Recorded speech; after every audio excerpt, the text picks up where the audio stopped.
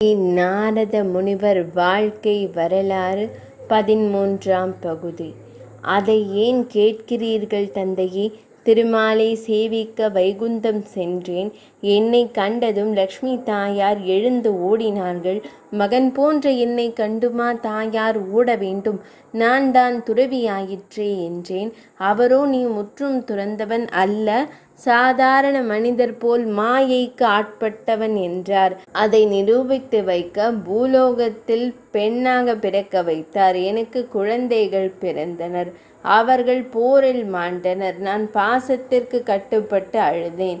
இதிலிருந்து நானும் லோக வாழ்க்கை என்ற மாயைக்கு அடிமையானவன் என்று அவர் நிரூபித்தும் விட்டார் என்றார். பிரம்மனும் ஒப்புக்கொண்டார். மகனே, நீ மட்டுமல்ல, எவருமே மாயையின் வலையிலிருந்து அவ்வளவு எளிதில் தப்பிக்க முடியாது.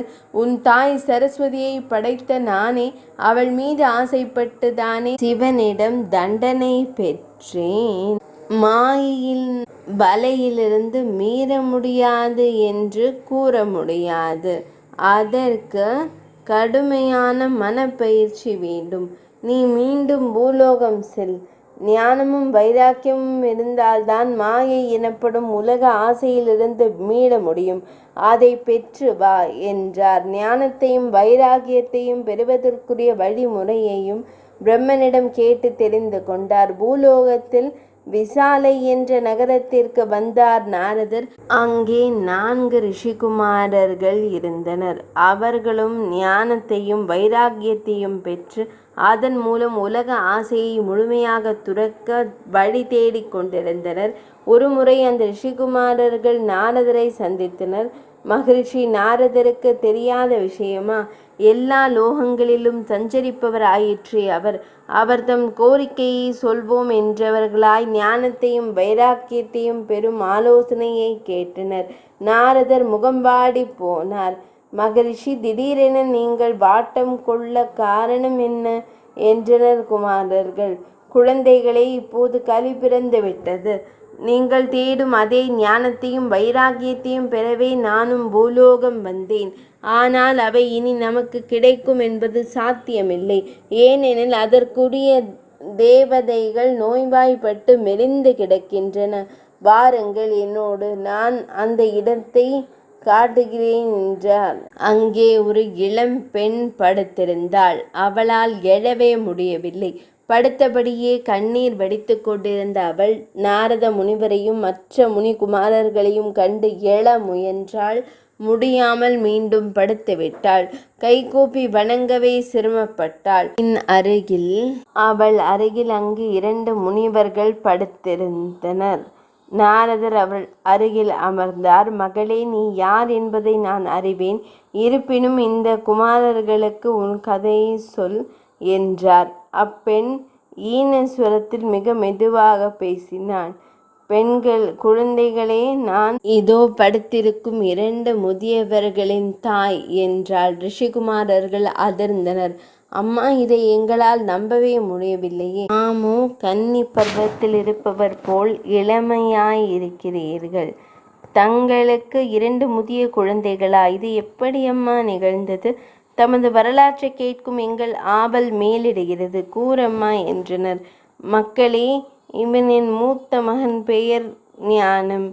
அவன் என் இளைய மகன், பெயர் வைராக்கியம். இவர்களே இந்த உலகிற்கு ஞானத்தையும் வைராக்கியத்தையும் தருபவர்கள். நடந்து முடிந்த 3 யுகங்களிலும் தவத்தில் அக்கறை கொண்டவர்களும் ஆசையை துறந்தவர்களும் இவர்களை சந்தித்து ஞான வைராக்கிய வரங்களை பெற்றனர். இப்போதோ கலியுகம் பிறந்துவிட்டது. இந்த கலியில் ஞானமாவது வைராக்கியமாவது இதை பற்றி பேசினால் கூட யாருக்கும் புரியவில்லை. அந்த கவலையில் இவர்கள் படுத்தார்கள். கவலைப்படுபவனுக்கு தோல் சுருங்கும், கிழட்டு பாவம் ஏற்படும். இவர்களுக்கு இப்படி கிழத்தோற்றம் பெற்றார்கள். இவர்கள் ஒரேடியாக அழிந்து விடுவார்களோ என்று கவலையில் இவர்களை பெற்ற தாயான நானும் கவலையில் படுத்துவிட்டேன் என்றாள். நாரத முனிவர் அப்பெண்ணிடம், உன் பெயர் என்ன என்றார். விஷ்ணு பக்தி என்றாள் அவள். மகளே, பெயரிலேயே விஷ்ணுவின் மீது பக்தி கொண்டிருக்கும் நீ இதுவரை இவர்களை எழுப்பும் வழி தெரியாமல் இருந்து விட்டாயே. எல்லோருக்கும் கஷ்டங்கள் சகஜம். கஷ்டப்படும் காலத்தில் கஷ்டப்பட்டே தீர வேண்டும். நான் பிரம்மபுத்திரன் என்பதை நீ அறிவாய். இவர்களை எழுப்பும் மருந்து என்னிடம் இருக்கிறது என்றார். அந்த பெண் சிரமப்பட்டு எழுந்தாள். மகரிஷி, என் குழந்தைகள் பிழைத்து விடுவார்களா? அவர்கள் மீண்டும் இளமையை அடைவார்களா? அதற்கு தங்களிடம் மருந்து இருக்கிறதா? கூறுங்கள் என பரபரத்தாள். நாரத முனிவர் தன் தந்தை பிரம்மதேவர் தன்னிடம் கூறி அனுப்பியபடி தன்னோடு வந்த ரிஷிகுமாரர்களிடம் நாம் எல்லோரும் சேர்ந்து வேத மந்திரங்களை கூறினால் இவர்கள் பிழைத்து விடுவார்கள்.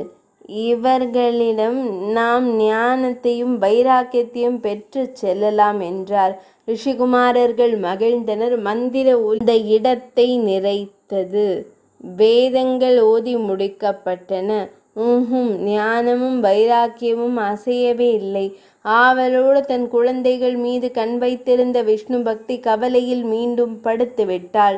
நாரத முனிவரோ பிரம்ம ரகசியம் எடுபடாதது கண்டு கலங்கினார். ரிஷிகுமாரர்களோ திகைத்தனர். ஞானம் மற்றும் வைராக்கியத்தின் உடல்நிலை மோசமாகிக் கொண்டே இருந்தது.